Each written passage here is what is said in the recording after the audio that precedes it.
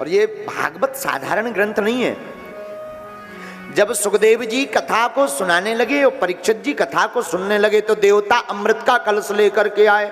एक काम करो महाराज, ये अमृत पिला दो राजा को, ये भागवत कथा अमृत हम लोगों को दे दो। सुखदेव जी बोले राजन बताओ क्या करना है। परीक्षित जी बोले फायदा किसमें। सुखदेव जी बोले देखो भाई, अमृत पी लोगे तो ये पक्का है मरोगे नहीं, लेकिन मृत्यु का भय नहीं जाएगा, भय बना रहेगा। और बोले अगर कथा सुन लोगे तो शरीर तो छूटेगा लेकिन गोविंद का धाम प्राप्त हो जाएगा। तो परीक्षित जी ने मना कर दिया, महाराज हमें तो भागवत ही सुननी, भागवत। आहा हा। जब देवताओं को मना कर दिया, देवता ब्रह्मा जी के पास पहुंचे, बोले एक बात बताओ, भागवत में ऐसा क्या है कि हमारे सुधा अमृत को भी ठुकरा दिया। ये अमृत पाने के लिए बड़े बड़े देवता ऋषि मुनि महात्मा तड़पते हैं, तपस्या करते, साधना करते कि हमें अमृत मिल जाए, हम मरे ना, उसको भी त्याग दिया। क्या है ऐसा कथा में, भागवत में। ब्रह्मा जी बोले तुम आंखों से देख लो 7 दिन में परीक्षित जी का क्या होता है। तो जब आंखों से देखा, आहा, 7वें दिन जब भागवत की कथा आरंभ हो गई, तक्षक नामक नाग आया और परीक्षित जी ने अपना ही हाथ आगे से बढ़ा दिया, ले तक्षक तू मुझे काट। तक्षक नामक नाग चौंक गया कि कोई मरने के लिए अपने आप से बोल रहा, कितना पागल आदमी है। राजा परीक्षित जी बोले अब मैं समझ गया, मैं नहीं मरता, मरता तो शरीर है, हम तो ठाकुर के नित्य निवासी हैं, तू मुझे क्या मारेगा। नैनम छिंदति शस्त्राणि नैनम दहति पावका न चैनम कलेश दंत्यापो न सोक्षति मारुता।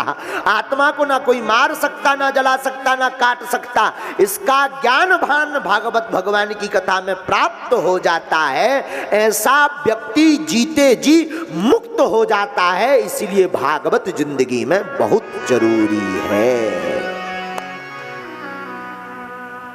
चौंक गया तक्षक नाग। देवता नहीं माने।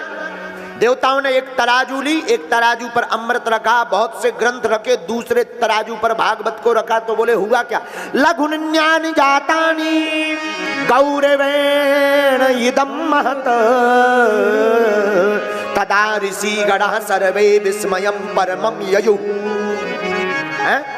क्या देखा, एक तराजू के पल्ले पर सब ग्रंथों को, दूसरे तराजू पर भागवत भगवान को, और जैसे ही तराजू को उठाया सोई भागवत का पल्ला इतना भारी हो गया। 6 शास्त्र, 4 वेद, 18 पुराण, सबका निचोड़ भागवत है। पूरे ग्रंथ ऊपर उठ गए पर भागवत भगवान की महिमा को कोई डिगा नहीं पाया। भागवत भगवान की आहा, ऐसी महिमा जो है श्रीमद् भागवत भगवान की है।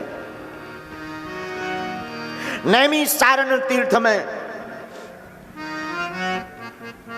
श्री सूत जी महाराज व्यासपीठ पर विराजमान, सनकादिक ऋषि, सौनकादिक ऋषि श्रोता बनकर के बैठे हुए हैं। और सौनकादिक मुनियों ने प्रार्थना की, महाराज कलयुग आने वाला है, बढ़िया सा कोई साधन बताइए, कोई भगवान का पावन चरित्र सुनाइए।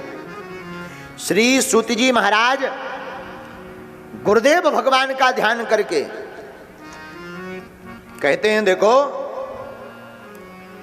कलयुग में भागवत रूपी संहिता ही एक ऐसा माध्यम है जो काल व्याल के मुख से बचा सकती है। अच्छा, बोले क्यों? बोले एक ही फल मीठा है, वो है भागवत। लेकिन महाराज हम कैसे माने कि भागवत मीठी है कि खट्टी है? इसका कोई प्रमाण दो, और कोई चखे तब पता लगेगा मीठी है कि खट्टी। हम लोगों ने तो चखी नहीं है, अब ये कैसे माने कि भागवत मीठी है? तो श्री सूत जी भी बड़े चतुर हैं। श्री सूत जी बोले तुमने तोता देखा? तोता? बोले देखा है। बोले तोता जिस फल के ऊपर अपनी चोंच मार देता है वो मीठा ही रहता है। हाँ जी या ना जी? जिसे कहते ना सुआ कटेल, तोता जिस पर अपनी चोंच मार देता है वो मीठी हो जाती। बोले भागवत भी ऐसी ही है। बोले कैसे? बोले सुखदेव जी, सुख माने होता है तोता, सुखदेव रूपी, सुखदेव जी रूपी तोता की चोंच भागवत रूपी ग्रंथ में लग गई तो ये भागवत भी अति मीठी हो गई। आहा, जैसे ही इतना कहा तो बड़े आनंद से भर गए। देखो एक बार एक लीला हुई, श्री सूत जी सुनाते, एकदा ही विशालायाम चत्वार ऋषयो मला सत्संगार्थम समायाता दद्रुस्तत्र नारदम। एक बार बद्रीनाथ में, बोले बद्रीनाथ, जहां बद्रीनाथ नारायण भगवान साधना कर रहे थे, उस धाम का नाम है बद्रीनाथ। बद्रीनाथ क्यों पड़ा?